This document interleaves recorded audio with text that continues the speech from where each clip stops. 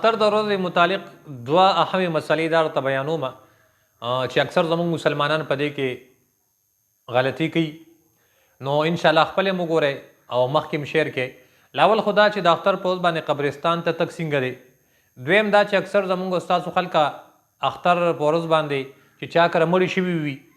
او دا مړي لومبې اختر وي نو هغه له چې کوم دی تعزیت له راځي. دا دوه مسلې درته انشاءالله بیانوم خپل هم وورئ او مخکې دا شیر کړئ در سره چې خلکو ته پته ولګي. لاول خو دا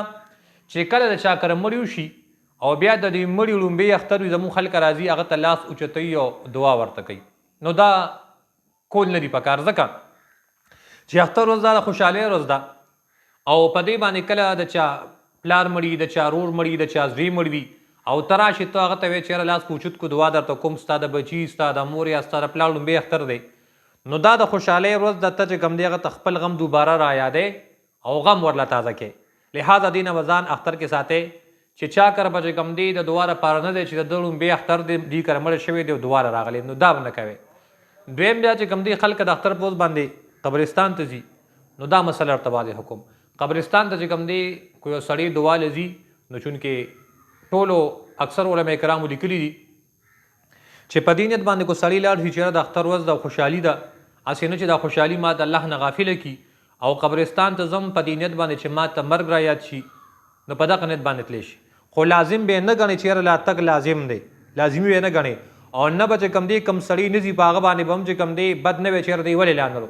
لازم به یې نه ګڼې